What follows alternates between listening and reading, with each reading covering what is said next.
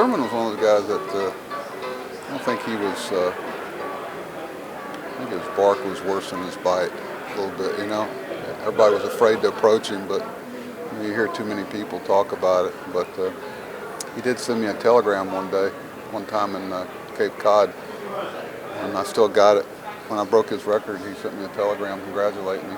And they tell me that really wasn't. I'm wondering. I'd love to ask him if someone made him do it. Which record was it for batting average here in Cape Cod League? Huh. But, that's pretty cool. Well, he did it with a wood bat. I did it with a aluminum bat. He didn't put that in the telegram, but he could have. That was the first year I ever used an aluminum bat. It was cheating, boy. Ping, back when it was ping. Yeah. Every time you put it in play. But it's pretty cool that he took out time to do that. You remember what your average was? Not exactly. That's what he was talking about up there. I think it was, did he say 34? He said 450. Yeah.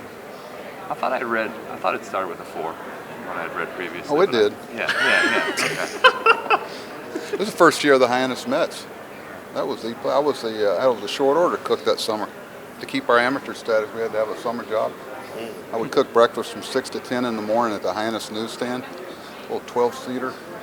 Then I would get the lunch menu ready, go wash my uniform, take a nap, hang out a couple line drives, and go out for Spodioti night at the Moors.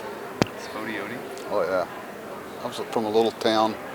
That was summer in Cape. Great. I'm hoping this summer can rival my summer in the Cape. With the changes that are taking place, how are you acclimating the players to some of the changes? You talking about rule-wise? Rule-wise. Well, I think it's some unproven some territory that we're going to cross as it comes, but you try to get ahead of it. It's kind of funny walking out on the fields the last few days, seeing the bases.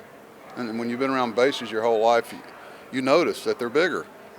And I don't think that's going to be as impactful as some people might think. But I know we were putting in a sliding pit, and we had to make sure we had the right bases down for it. And, the clock will be the big one. The shifts is going to be interesting. I think it's going to give fodder for a lot of conversation and articles and things to write.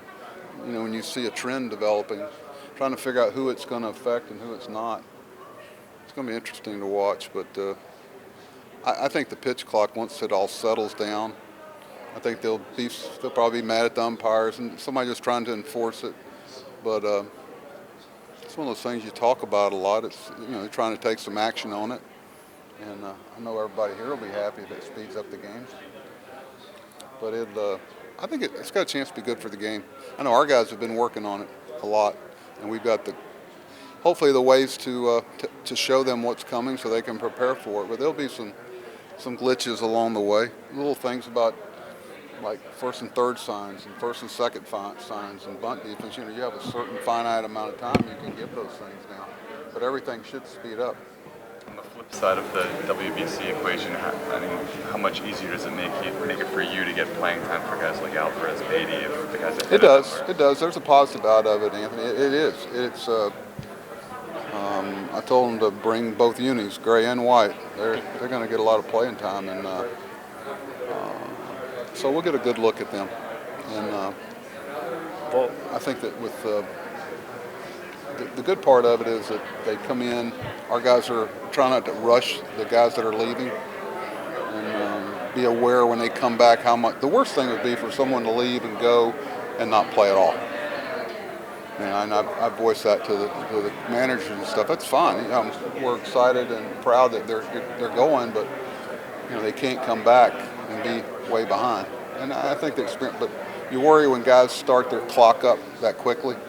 But it's good for the game, I'm told, and that's the bottom line. I think it enhances our game globally, and I support it. But I'm looking at it selfishly from what's best for the New York Mets. So. We're going to keep a close eye on it. And it's to me, when I had the great fortune of managing an All-Star game, obviously you want to win a game, you want to get everybody in the game, but my big thing was returning everybody healthy.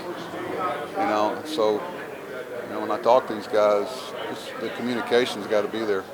the guys you've talked to, who seems the most gung-ho for this? All of them. Yeah. I know Jeff's really excited. Yeah. So Francisco is. Escobar, it was a big deal to him that he was asked, and he wants to be a part of it. Pete always likes it. He might forget. Butchers, Edwin. They have a lot of pride. It's going to be, who do you think is the front runner? I'm hearing Dominican in America. Oh, for the whole tournament?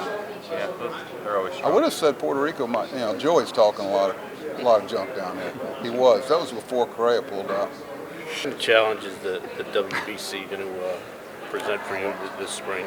I mean, there's some unknown, but probably a lot. I mean, depending on how you look at them, I mean, we could have as many as 12 guys. Okay. We have some people that aren't in camp right now, but that we might use as guys we bring over that aren't, that are now off the. And you're not pulling it. You don't try to handicap it, but who may go long and who might not play, who might get eliminated. You never know what's going to happen, but it's kind of think about your whole infield being gone. What's your biggest concern with sending that many guys? I guess is it the injury possibility or probably. You would think that there would be some type of limit. I don't know what. It'd be interesting to go through the 30 teams and see what the number is for each one. I bet somebody's doing that. I think there is a limit, but it's a pretty large number. Obviously. Cardinals have a lot. Some teams have more good players than others. True. Yeah, I'm just saying, but wouldn't you think that to keep a level competitive feel for spring training that you might have a limit on how many, so somebody doesn't gain an advantage over somebody else? right? Makes They're sense, more doesn't about it? having the best players there than Who? MLB. Who does? With You're saying they don't care about the Mets? You mean? You're saying they want your players. They like your That's players. good. That's a good thing. I'm glad. I know the guys really want to go. There's nobody being forced to go. They want to go. I know. Talking to them, they're all excited about it. You mentioned the whole infield. That includes Escobar, I guess? Mhm. Okay. He's a definite. As far as I know, And then, I saw him yesterday morning. then there's Diaz and Ottavino in the bullpen, I know. Who? Diaz and Ottavino. Otto's still. That's not sure. Some people are running with that. That's not a given yet. Talking to Aaron, they still. You may know more than I do. This was a few days ago. I've talked to Mark DeRosa a lot. Did I say Aaron? To Mark, I spoke with him a lot. There's still some considerations about the final roster. Like, Perez, the catcher, is on Puerto Rico's team, Okay. but he's on one of the. There's like 50, and they don't know. There's a reserve list, and then they decide who they're actually going to take. Like all of a sudden, Correa's not going, Right. so it changes some. And Quintana's going? Yes. Oh, Marte. No, not Definitely at not. this point. Narvaez is going. Yes. Saw him yesterday. Who else is on that list for you guys? I don't know. You'd have to say a name, and I could tell you. Not Nimmo. Not yet. What does No, that mean? not yet. I don't even know if he's on the reserve list or not. But it's kind of weird. Perez is, but Nemo. Oh, you talking about Nito or Nemo? Nimmo. No, not going. Nito might play. Could. He's still on somewhere. I think there's some unknown there.